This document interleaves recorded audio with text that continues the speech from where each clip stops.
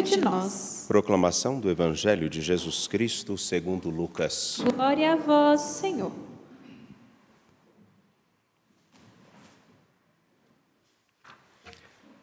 Naquele tempo, disse Jesus: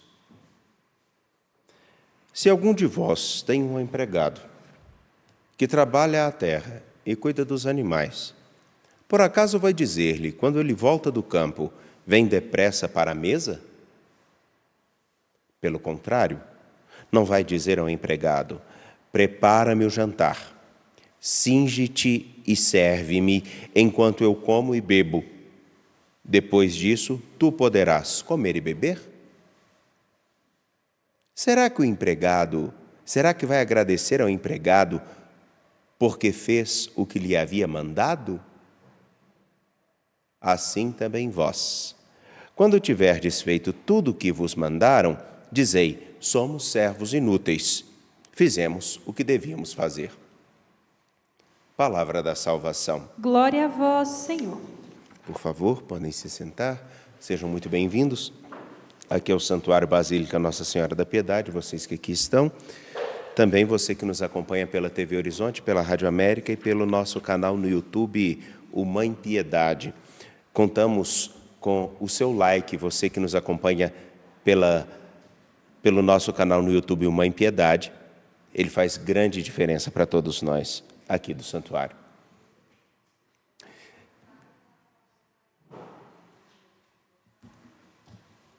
Deus criou o homem para a imortalidade e o fez à imagem de sua própria natureza. Assim está no versículo 23 do capítulo 2 do livro da Sabedoria, relembrando que todos nós fomos chamados à imortalidade. Deus nos criou para ficarmos com Ele sempre.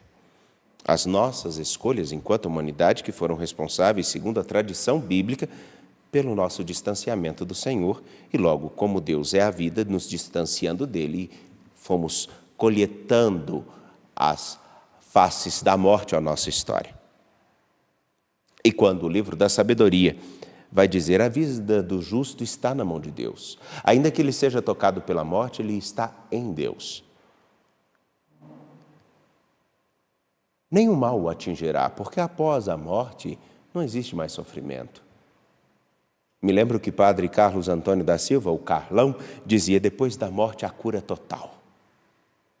Não há mais nada. Não vai nem sofrer com esse calor que nós estamos passando esses dias. E aqui ainda está fresquinho, aqui deve estar em torno de uns 29 graus, 28. Bom, a vida, a mortalidade, o tempo, o espaço, nos prova a todo minuto. A todo instante encontramos-nos com o nosso limite. Ainda que não gostemos, nós somos tocados pelo limite a todo instante. Não podemos fazer tudo o que queremos para ajudar os outros. E ainda que façamos tudo que está ao nosso alcance, aquela pessoa a quem ajudamos pode simplesmente jogar tudo fora, porque ela não é obrigada a aceitar a nossa ajuda e o caminho que indicamos para ela.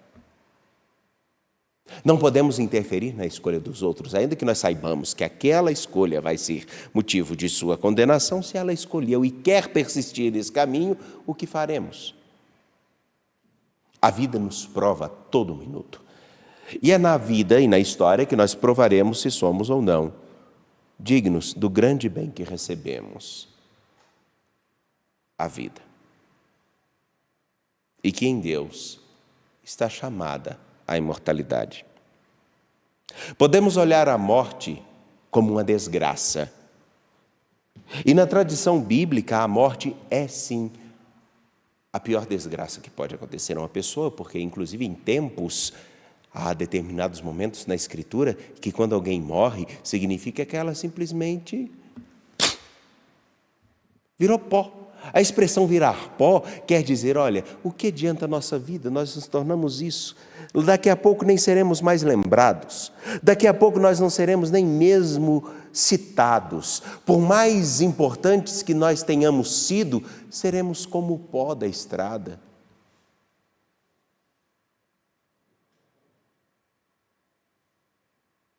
Essa é uma das vertentes que está ali na compreensão do que acontece com alguém que morre.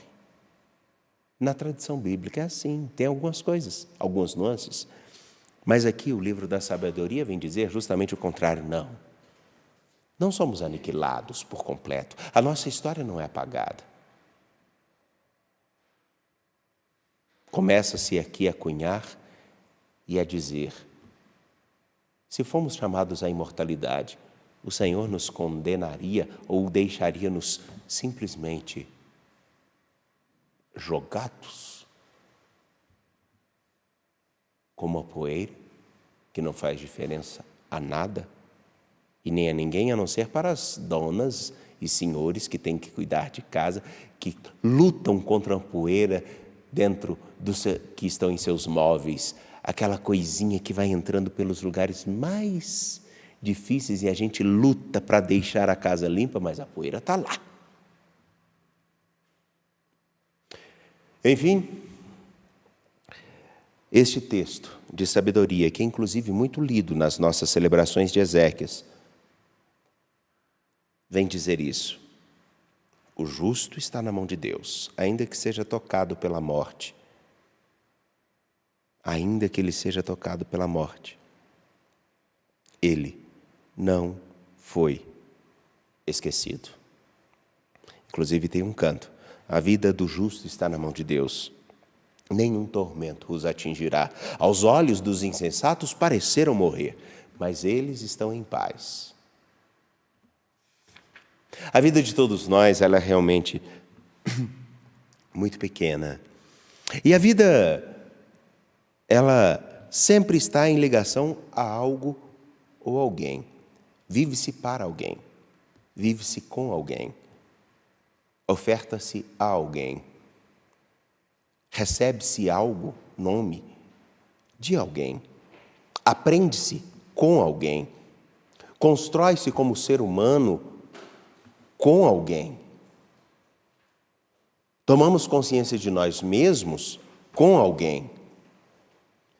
E então, a vida em si é um grande exercício de servir. E me lembro de um poema, de uma homilia do Papa Francisco, que muitos acham que a simplicidade seja sinônimo de superficialidade e se esquecem que há determinados gestos simples que são um escândalo para a nossa inteligência. Ele vai dizer: vejam, tudo vive para outro. O rio vive para o mar, a nascente para alimentar o rio.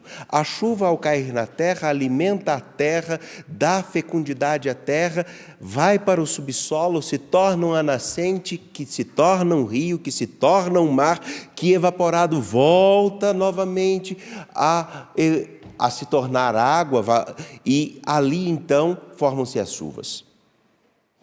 A planta serve para alimentar alguém ou dar abrigo a alguém, dar sementes,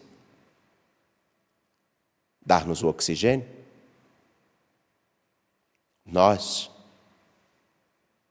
vivemos porque alguém também viveu para nós, se deu para nós, se deu a nós.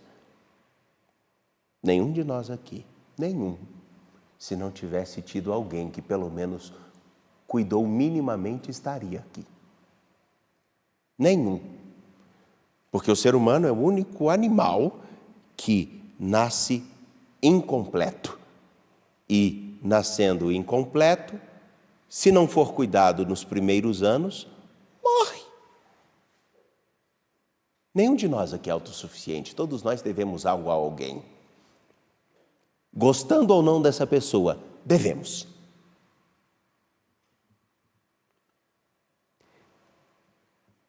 A vida é um contínuo serviço. Ser cristão também. E mais exigente. Porque enquanto na vida nós, para sobrevivermos, dependemos de outros, na vida cristã, ofertamo-nos. E devemos ter a consciência de que nossa oferta nunca será retribuída.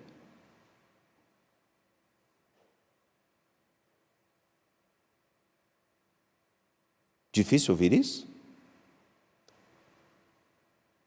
É o que diz o Evangelho. Jesus diz, e ele diz a seus discípulos, se algum empregado trabalha o dia inteiro, volta, ele vai receber do seu patrão a seguinte coisa: ah, não, agora você se senta e come comigo. Não, faça o almoço. Ou então, ainda ele diz, qual escravo vai dizer, ah, eu fiz o meu trabalho? Não fez mais do que o seu dever.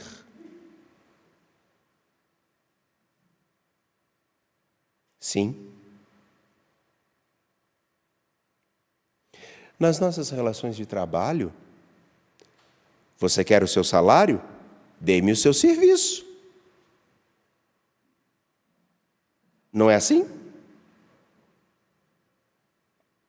O que Jesus está dizendo é simplesmente, somos servos inúteis, fizemos o que devíamos fazer.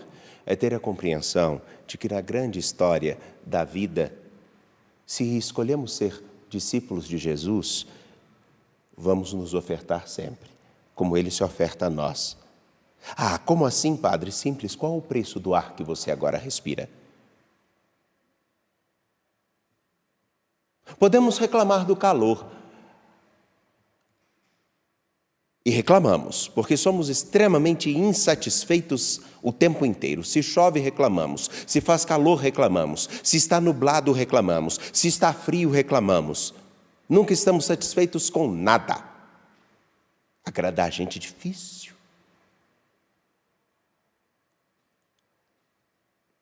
Mas esse calor que está aí, de algum modo, também está realizando alguma tarefa importante que na grande cadeia da história está equilibrando algum problema climático por aí.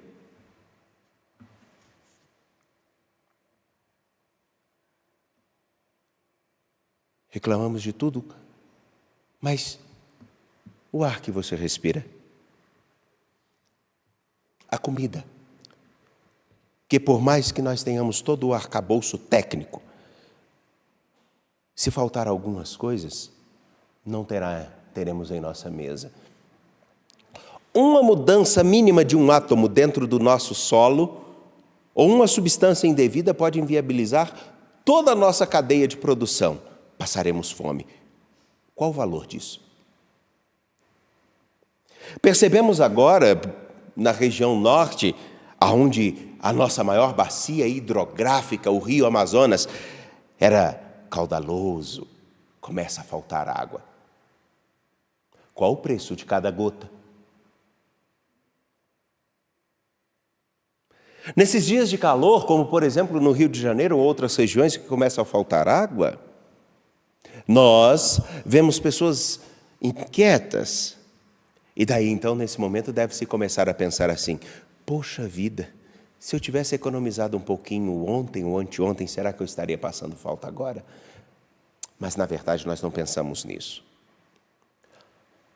Bom, o que quero dizer é que nós recebemos tantas coisas e a conta não chega até nós e nós não somos capazes nem mesmo de entender. Somos servos inúteis.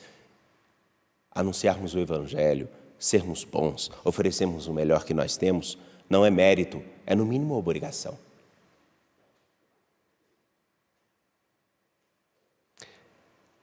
Somos servos inúteis, fizemos o que devíamos fazer. Eu devo ser honesto, não é mérito. Eu devo ser claro. Eu devo ser educado. Devo, não é mérito. Porque caso contrário, eu posso fazer a opção de me igualar aos animais irracionais. Enfim, meus caros, na dinâmica da vida, chamados à imortalidade, precisamos entender só uma coisa: cada gesto nosso pode ser fecundado pelo desejo da imortalidade. Basta saber se nós não estamos fazendo bem aquilo que nos cabe, não pela recompensa, mas pela consciência mínima de fazer valer a pena cada segundo. Quem não sabe viver os segundos não sabe o que significa eternidade. Porque um segundo pode ser tão intenso que modifique a vida inteira. Foi um segundo, um minuto, que mudou a vida de Agostinho. Foram alguns instantes que fizeram com que Edith Stein, chamada Santa Teresa Benedita da Cruz, conhecesse o Evangelho. Foi um pouco de segundo que fez com que um menino quisesse se tornar frade capuchinho. Se tornou Pio de Petreutina. Foram alguns minutos que fizeram com que pudéssemos recordar dos gestos mais simples de carinho que recebemos daqueles que de algum modo cuidaram de nós. Alguns instantes. Uma mão que passava no cabelo, um cafuné, uma atenção, um sorriso. Coisas tão fugazes e insignificantes, mas que depois de um tempo deixam tanta saudade. Tão simplesmente, somos servos inúteis, fizemos o que devíamos fazer. Viver já é a grande dádiva. Fazê-la valer a pena é, no mínimo, uma obrigação. Não só para nós, mas para aqueles a quem somos chamados a servir. Isso só entende quem entende o que é aquele gesto que foi realizado na cruz. Deus ofereceu tudo de si, como servo inútil, que é desprezado e escarnecido até hoje, por muitos. Mas não deixa de oferecer o melhor, a vida. Como você a acolhe?